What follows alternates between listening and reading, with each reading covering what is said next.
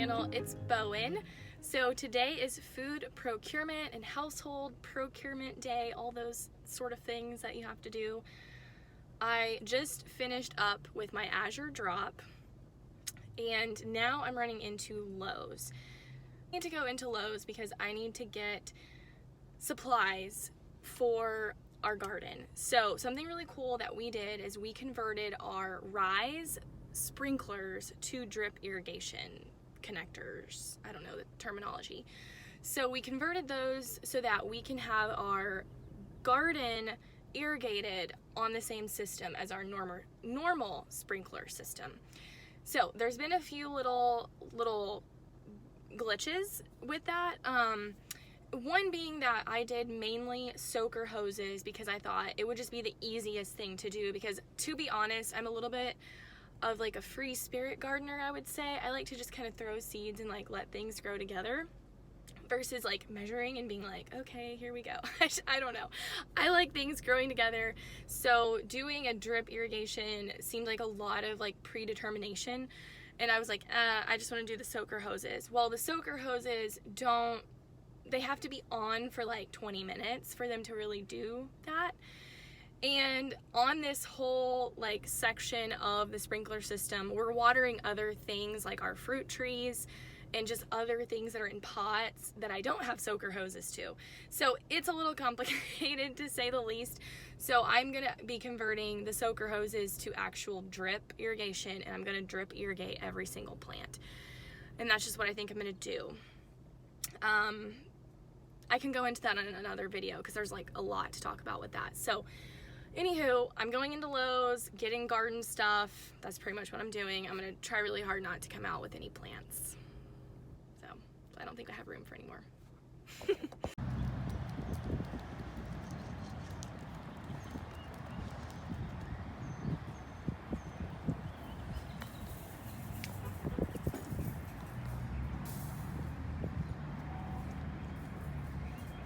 Okay, so I just got back from my little day out of shopping and doing stuff, and it wasn't as productive as hoped. I went into Lowe's and spent like 20 minutes looking for the plumbing section. There was no sign, and you know, and sometimes you just can't find anyone to help you, and so I got a lot of exercise, and then I found out that they don't have the same brand of irrigation stuff, which I should have known.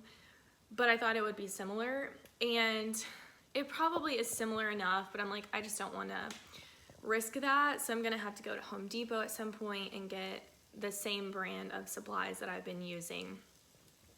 I then went into Sprouts, grabbed fresh produce, and pretty much got out of there. I popped into Home Goods to see if they had anything, and they had very low stock of the like foods and cooking and storage container type stuff.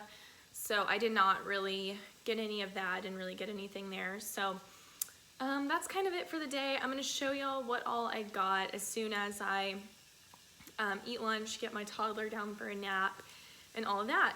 I am warming up some leftovers, some steak, shrimp, and sweet potatoes. I'm gonna have some sauerkraut to go with it.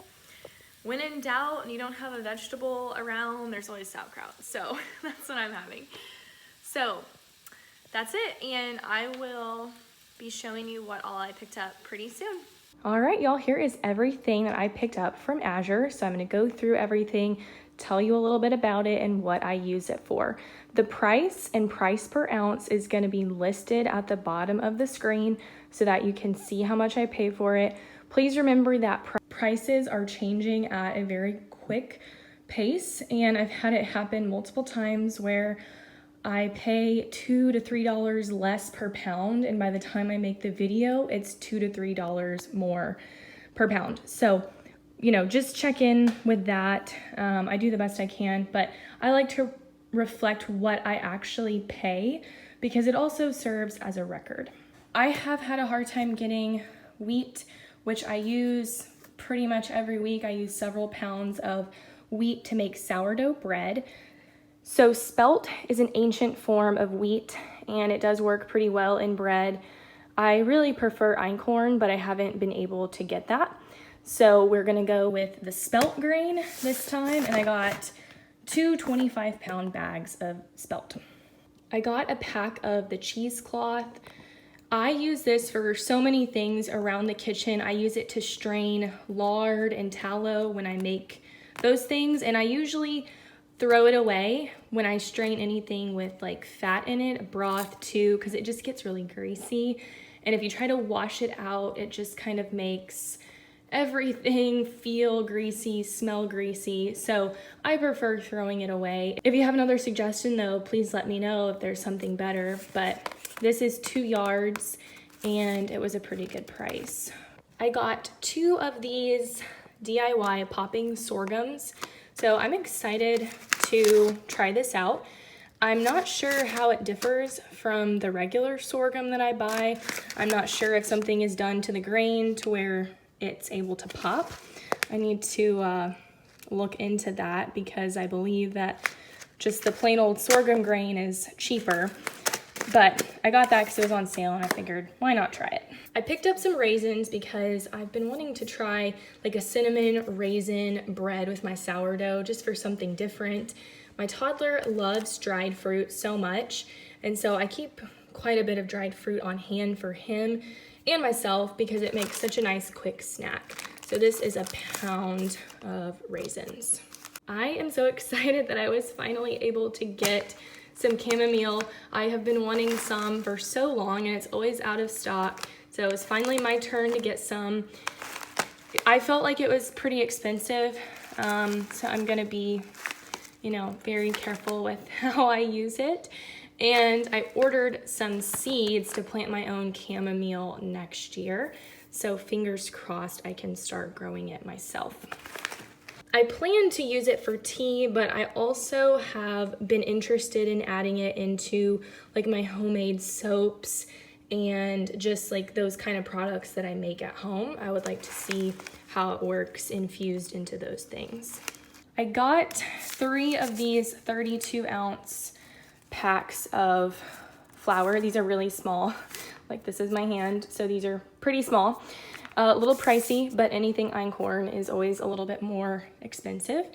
So again, that was kind of just I want to see how it is compared to my grain that I mill. I'm sure it's lighter. I got 5 pounds of non-fat milk powder. This is something that I just want to add to my pantry.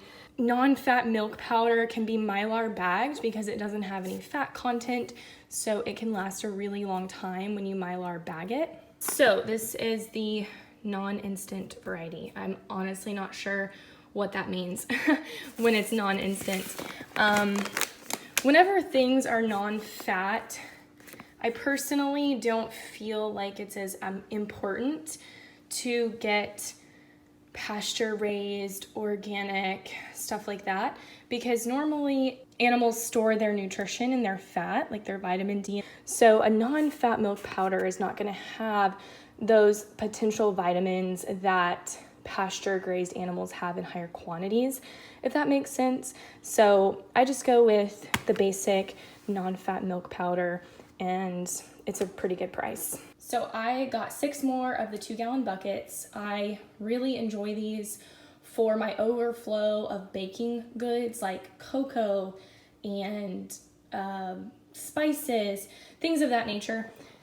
So a couple of these are for my mom and some are for me, and I did get 6 of these lids. They're just not in here because, it's the same thing.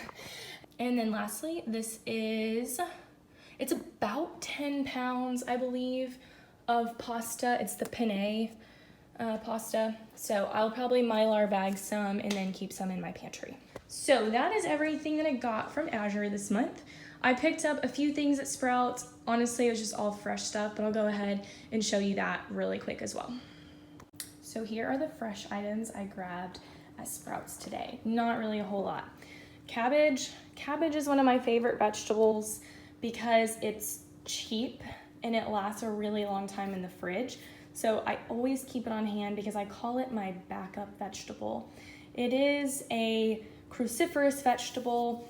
And so lots of nutrition. You can cook it, you can ferment it. Those are the most common things that we do with it. I love cooked cabbage.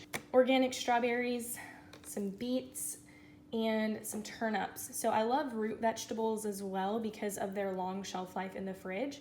If you think of a root cellar, it's kind of like the same concept. Things in the root cellar would be stored for months at a time. So these are kind of those types of vegetables, and that's why they last so well in cool conditions.